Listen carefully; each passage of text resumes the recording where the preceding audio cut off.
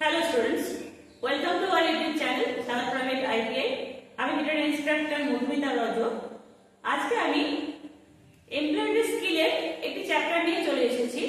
তো চ্যাপ্টারটি শুরু করার আগে আমি একটুখানি বলে নিই যে আমাদের সিলেবাস সম্পর্কে। যে আমাদের আইটিআই সিলেবাসে দুটো ভাগে ভাগ করা হয়, তার মানে আমাদের সাথে এক্সামটা হয় সেটা আমাদের হয় ট্রেড প্র্যাকটিক্যাল এবং ট্রেড থিওরি। প্র্যাকটিক্যাল এক্সাম আমার 250 নম্বরের থাকে, আর থিওরি যেটা পরীক্ষা হয় আমার সেটা হয় কম্পিউটার বেসড টেস্ট, মানে সিবিটি এক্সাম। সিবিটি এক্সামে আমার কিন্তু থাকে ফুল মার্কস 150।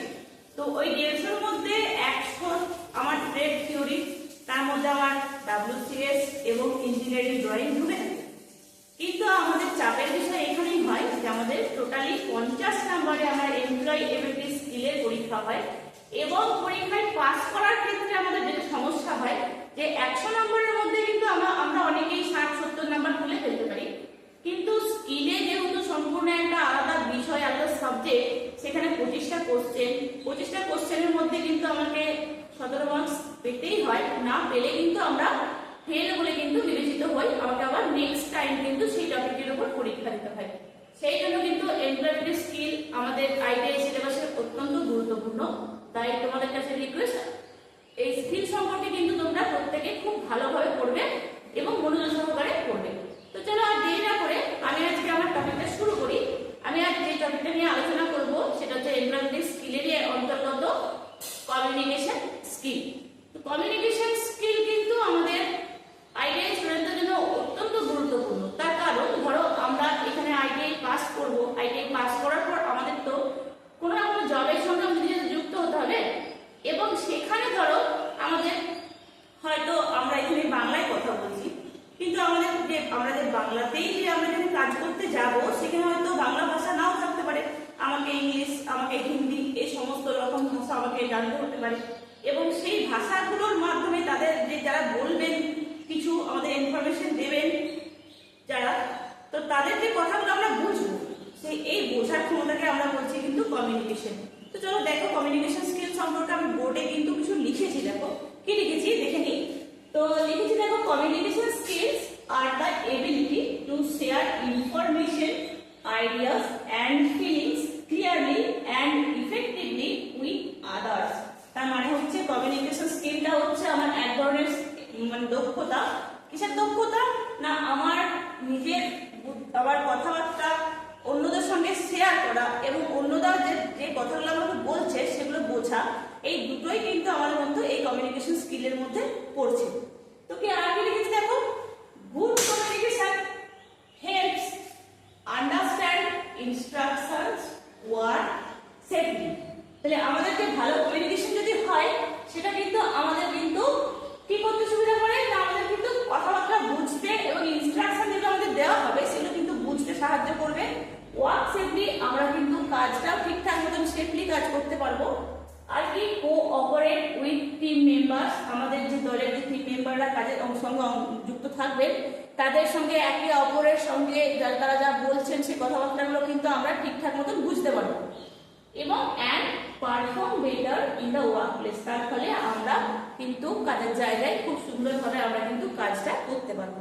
তার মানে ধরো আমি যেখানে কাজে গেছি আইটিআই পাস করার পর, সেখানে হয়তো বাংলা ভাষী ছেলে হয়তো নাও থাকতে পারে, সে হয়তো হিন্দিতে কথাটা বললো, কিন্তু তুমি হিন্দিটা সেই তার কাছ থেকে বুঝলে এবং সে কি বলতে চাইলো সেই কথাটা বুঝে নিয়ে কিন্তু একটা টিমে তোমাদের কাজটা হচ্ছে ধরো, তাহলে বুঝলে তুমি তোমার কথা বুঝলে, ও ওর কথা বুঝলো, বোঝার ফলে কিন্তু একটা কমিউনিকেশনটা ভালোভাবে তৈরি হলো এবং কাজটা কিন্তু সুসম্পন্ন হলো। তো এই জন্যই কিন্তু কমিউনিকেশন আমাদের খুব জরুরি, অত্যন্ত গুরুত্বপূর্ণ। তো চলো দেখে নিয়ে কমিউনিকেশন কত রকম টাইপের হয়। আমি বোর্ডে লিখেছি, এক এক করে বলি না। কমিউনিকেশন স্কিল কিন্তু আমরা মেইনলি 4 ভাগে ভাগ করে থাকি। নাম্বার 1 হচ্ছে আমার ভার্বাল কমিউনিকেশন, মানে আমরা বলার মাধ্যমে, শোনার মাধ্যমে যে কমিউনিকেশনটা আমাদের হয়, মানে কথাবার্তার মাধ্যমে যে কমিউনিকেশন হয় তাকে বলা হয় ভার্বাল কমিউনিকেশন। মানে এখানে আমি লিখেছি কি স্পিকিং অ্যান্ড লিসেনিং, মানে বলা এবং শোনা, এর মাধ্যমে যে কমিউনিকেশন হচ্ছে সেটাই কিন্তু আমার ভার্বাল কমিউনিকেশন। নেক্সট হচ্ছে আমার নন ভার্বাল কমিউনিকেশন, মানে এখানে কিন্তু কোনো শব্দ হবে না, কিন্তু আমাদের কিন্তু কমিউনিকেশন বুঝতে পারবো কি হলো। তো কি লিখেছি দেখো, body language, facial expressions, eye contact and গেস্টার্স। তার মানে আমরা আমাদের বডি ল্যাঙ্গুয়েজ দিয়ে, আমাদের মুখের অঙ্গভঙ্গিমা দিয়ে আমরা কিন্তু বোঝাবো যে আমরা কি বলতে চাইছি। ধরো আমাদের বাড়িতে আমার বাবা মা রেগে গেছে, তো তখন তারা যখন রাগটা প্রকাশ করেন তখন কি হয়, তাদের মুখ দেখে কিন্তু আমরা বুঝতে পারি যে তারা রেগে গেছেন বা আমাকে কিছু হয়তো রেগে গিয়ে কিছু একটা বলতে চেষ্টা করছেন। তো এই যে ধরনের যে কমিউনিকেশন, তুমি কিন্তু হয়তো মুখে কিছু বললেন না তোমাকে, এই ধরনের যে কমিউনিকেশন সেটাই হচ্ছে আমার নন ভার্বাল কমিউনিকেশন। ঠিক আছে, এবার দেখো 3 নম্বর কি লিখেছি, রিটেন কমিউনিকেশন। কি লিখেছি না, writing reports, emails, notices and applications. তার মানে আমরা লেখার মাধ্যমে যে কমিউনিকেশনটা হচ্ছে সেটাই হচ্ছে কিন্তু আমার রিটেন কমিউনিকেশন।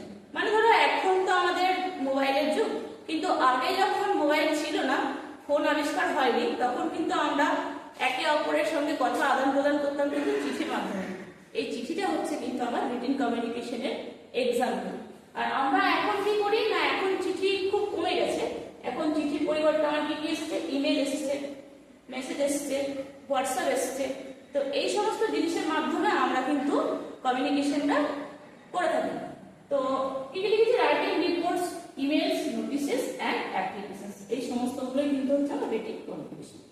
নেক্সট আমরা দেখছি কি লিখেছি, ভিজুয়াল কমিউনিকেশন, মানে দৃশ্যমান, যেটা আমরা দেখছি। কি দেখছি না, using charts, diagrams, symbols and science. তার মানে দেখো, ক্লাসে যখন কোনো টিচার পড়াতে আসেন তখন আমরা যদি মুখে বলে দিই জিনিসটা, তাহলে কিন্তু সেটা তোমাদের বোঝার ক্ষেত্রে কিন্তু একটু অসুবিধাজনক হয়।